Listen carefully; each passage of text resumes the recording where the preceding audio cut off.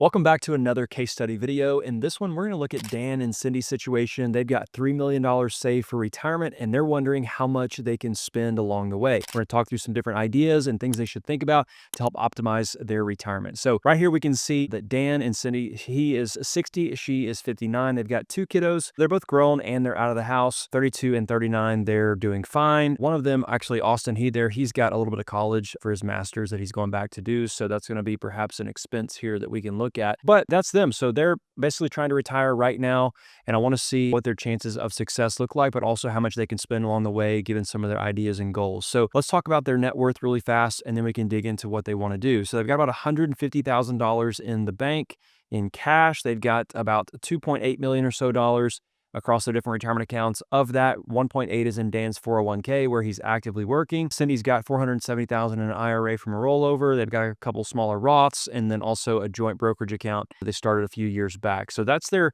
investment makeup. And they also have a property, their house that they own outright. It's worth about $600,000. So about 3.6 or so million is their total net worth.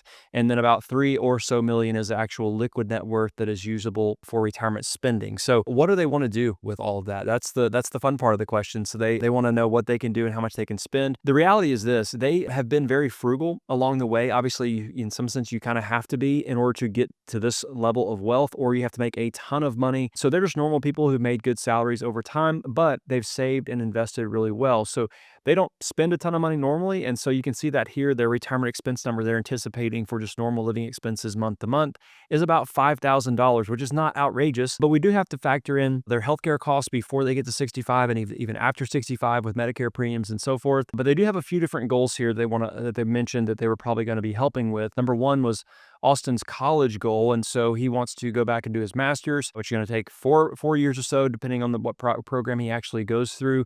So they're thinking about $20,000 a year is what they want to help him with on that. So that's about $80,000. We got that set to start this year and here in 2025. Obviously, that may or may not happen until next year, but I've got it set to start this year, and we'll see that in just a moment. Additionally, Molly is potentially going to be getting married here in the next year or so. It looks like it's going that way. So they wanted to budget about $50,000 for her wedding, and we can kind of see what that looks like if that gets increased, because if you know anything about weddings, they typically go over budget rather than under budget. So we might want to build a little bit of cushion in there for that goal.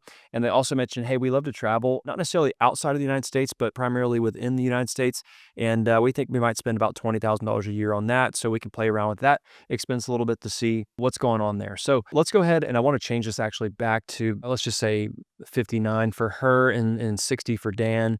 That way we are going to be retiring right now, hypothetically. So let's go ahead and look at what their income sources are right now. Dan's got about $200,000 as his current salary. Cindy's making about 50. So they're making decent money. For Dan's Social Security here at 67, his amount would be $3,400 per month at 67, which is his full retirement age.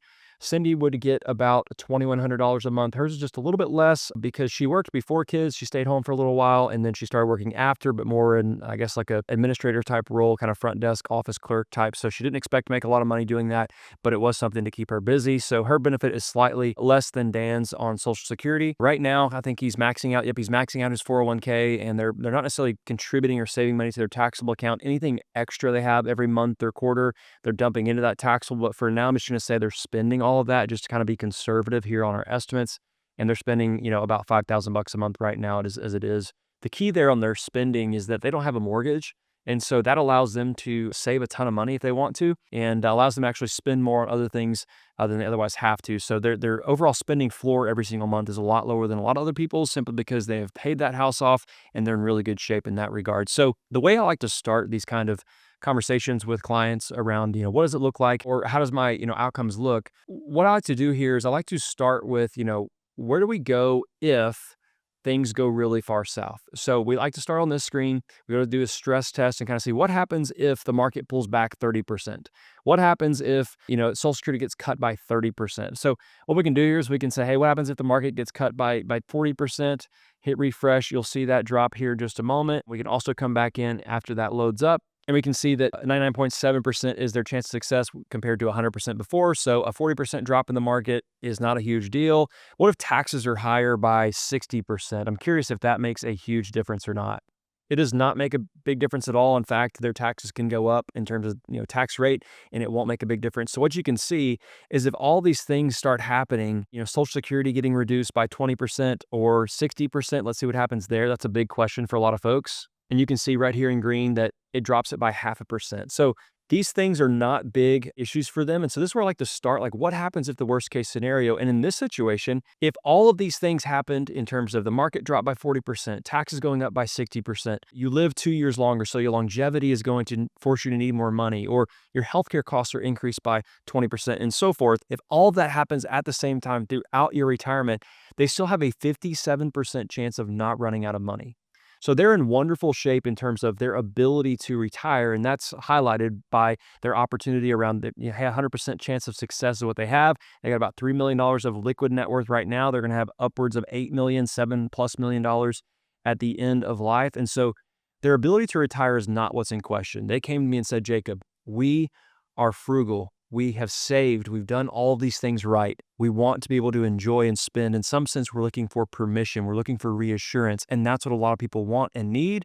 And so that's what we provide. So here, let's look at their spending. So right now we said, hey, what happens if they spend about $5,000 a month? That's the kind of baseline that we're looking at. We're going to increase this just a little bit in just a moment. But we also have their healthcare costs built in right now to $7,500 a month pre-65. So that's for each of them. As you can see, I've got Dan living to age 80. So what happens if he gets bumped out to 90?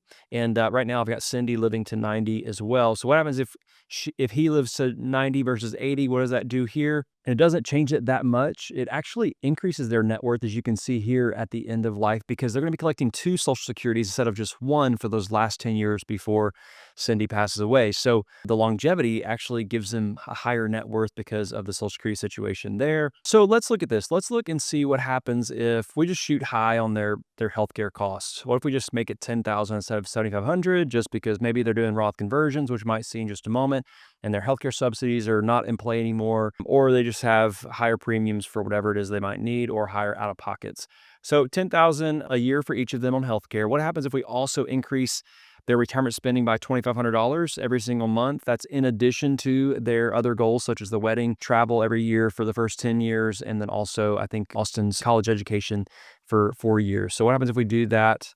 Their retirement spending, not $75,000, $7,500. Let's refresh this now and see what we get.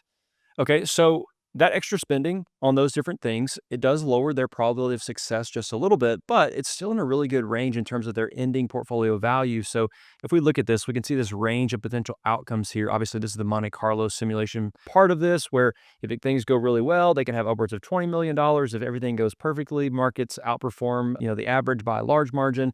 But also, if things go as bad as possible, they would not run out of money until, actually never, based on their life expectancy, but they would get down to potentially around $200,000 if everything goes wrong. So that dark blue line is really what we're looking at. That's the median of their potential outcomes based on their income and things like that throughout retirement. Now, what happens if Molly's wedding actually is double the cost? I just want to look at this and kind of play this out and see what happens here. And we go back to the probability screen. Did that refresh? I think it did. Yeah, so 96% still there, a little bit lower net worth than before, but that one-time cost, I think I put it as next year. Let's see when that was exactly. If we come over to the cash flows portion, we can see, let's see here. Oh, this is under the current plan. So we go to proposed plan. We can see that's going to change, and we can see their goals. So if we look at the goals section, we've got education here for Austin, right? And then we also have the wedding for Molly and their other goals, which is travel. That total of 140 in 2026, that'll be next year. And their expenses otherwise would be about 110, which is their living expense and their healthcare combined. So the living expense is that much under the proposed plan. I think it was $7,500 a month now. So we've increased their expenses monthly. We increased their healthcare costs monthly. We increased their different goals and things they want to do every single month. So next year will be their highest spending year in 2026 because Molly's getting married at $100,000 for the wedding. But what we can see here right now anyway, based on how that money's being spent out, we're going to have minimal taxes because we're saying we're going to spend the cash in the brokerage account, realize some gains and things like that first. And you can see again, subsequent years, we're spending down the brokerage accounts first. at zero taxes and the cash accounts at zero taxes. So we get to live these first 3 years and spend a pretty good chunk of money in those 3 years at minimal taxes. But what that does is then you've depleted all of your brokerage accounts, and now you have only tax deferred money to use moving forward. So their tax rate actually jumps a lot whenever they don't have those other more tax efficient sources of income. Now, once we get to Social Security, it actually starts going down a little bit. And I'm curious really quickly, bear with me. I want to make sure that this is accurate. So for Social Security, it should be on full retirement age. Let's see here, cash flows. I'm going to go back. Their income. Yep. So at 67, you can see that income starting there at 67 right there. Dan's, Molly's totals, and this is partial year for 2033. So the full benefits would actually be captured under a full 12 months here in 2034. $80,000 or so is what they'd be looking at in 2034 from Social Security. Assuming that nothing changes before then, it's all written in pencil, so we shall see what happens. But if we go back to cash flows and look at the tax issues that they might have, we could see a tax jump whenever that starts there. Once they get to RMD age, you can see that those distributions and tax payments out of their IRAs or the tax deferred accounts jump dramatically. So even though they're spending more money than they otherwise think they need to, they're still going to have really large tax deferred accounts, which brings up how can we plan for taxes? And so if we go to the tax tab here, we can do a couple different things. Right now, this is saying no tax planning, no changes, no Roth conversions, nothing. This is what their tax rate, their effective tax rate would look like over time. Again, I just showed you this in the cash flow chart, but their first 3 years, they would have minimal taxes. And then once they have only tax deferred money, they would jump up to a 15% effective federal tax rate. I believe they live in Florida, so they have no state income taxes, as you can see there. That's going to stay the same until they get to Social Security. When that kicks in, their tax rate's actually going to go down because of how Social Security taxes are calculated. At least right now, we will see if Social Security taxation goes away, but as it stands right now, up to 85% of anyone's benefits are subject to taxation. I've done plenty of videos on this. If you want to learn more about how Social Security is actually taxed, go watch those videos. I'll have them linked down in the description below. But that's where their tax rate drops off, and that's why it drops off, because their form or source of income being Social Security plus their IRA distributions is more tax efficient than only IRA distributions. Now, this jump right here, that is because their RMDs are going to kick in, and they will be forced to take more money out of their IRAs than they otherwise need. And you can see that is an ever climbing effective tax rate over time. And so that's what we want to see if we can solve and create a solution around. So let's see if there's some options they might have. We'll go to the strategies tab. Right now, I'm going to leave everything the same in regards to their investment allocations in terms of asset location. But also right now, we're going to leave their withdrawal sequence to be taxable first, so out of the brokerage account, tax deferred second, and then their Roths would be last. Now, that's typically the most optimal thing, not always the right answer, but it is a good option to start with. Now, let's look at the Roth conversion. Let's say that they fill up the 10% bracket. Let's see next year. Let's do calibration really fast. So you can't really see it, but there's like a little bitty green sliver here. They're filling up that 10% bracket. They can save that much money in taxes over the rest of their life, but that is through that much more of tax-free or tax-adjusted assets and that much less in taxes paid due to RMDs and due to whatever the growth would be on that 10%, however much falls in that. If we look at details, that means about $20,000, $24,000 a year is how much they would be converting to fill up the 10% bracket those first 3 years. And you can see they're going to be above the 10% bracket the rest of the time, which is why they would have no conversions for the rest of their life. So by converting, about $70,000 or $80,000, what they're doing there is they're actually going to save themselves taxes on a lot more money, and it's going to be that much taxes saved because that money will be growing tax-free moving forward. So let's continue further. Let's kind of zoom back out and we'll look at the 12%. What happens if they fill up that 12% bracket? It's going to be a lot better. $270,000 more, okay, over the rest of their life is their tax savings and their net after tax adjusted ending amount. Let's keep going. Let's see if there's more benefit here to be had at 22%. Okay, here's something interesting. Okay, so if they fill up the 22% bracket for every year that they can, so you can see the first 3 years they would do so, but then they still have some room in the next years until they get to RMD age. It would actually be a bad idea for them to do that. So here's a lesson for you. A lot of people think that Roth conversions are the right thing to do all the time in every situation. That is not the case. In fact, I would say don't do a conversion if this was your plan to do it up to the 22% bracket until age 75.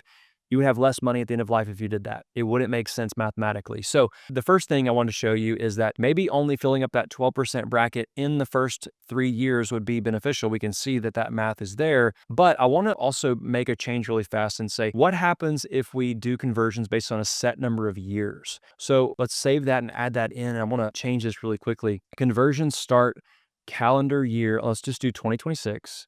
And then they end, let's do 2030 and see what that shows us. Calendar year 2030. So that's the first 3 years that are at that lowest potential bracket. And then I think one more year at a little bit higher rate. So we're going to refresh that. So what you can see if we zoom back in, what I did was oh, well, hang on, sorry. Let me move this to the 22% bracket. Okay, really interesting. So we said we want to fill up the 22% bracket, but only for a certain number of years. We don't want to do it the rest of the time over here, but as you can see, we're not doing them then. We're only going to do it the first 3 years, which we know we probably need to do something, and then one more year after that, okay? And what that does is by filling up the 22% bracket for those 4 years, we actually benefit more money. So $305,000 is actually the benefit now compared to before where we only filled up that 12% bracket. It was $270. So a $30,000 additional benefit for filling up the 22% bracket for 4 years. I wonder if we go to like whenever Dan would be 67. So Dan would be 67. Let's do that and see, because that's when his Social Security would start. And if we go back to the 22% level, okay, so just a slight increase, not a ton more to do it for that much longer. So the question there is, Jacob, should they do it? Well, they can or they don't have to. The juice might not be worth the squeeze or the hassle of doing it. Now, there is some argument here around Roth conversions and how to do this correctly. The best time to do Roth conversions is when the market's gone down in value, so you can convert the same amount of dollars, same tax rate, but the number of shares that you own that's in that conversion is actually a higher number. Therefore, when the recovery happens, it's in the Roth at a higher number of shares recovering. Therefore, you have more tax-free growth occurring in the Roth. So the Roth conversion, the best time to do that is when the market goes down rather than when it's elevated. So there is some opportunity and kind of like some nuance around when to do them or how much to do each year. It's going to be a case-by-case basis, year to year, kind of, every 6 months, a reevaluation of that. So this is just kind of like framing and mapping out what we should think about, not necessarily telling us exactly what to do, because every year we want to reassess this and make sure that we're on track for what we should be accomplishing. So that's a Roth conversion strategy. Now, what about asset location? How should they be structuring their assets?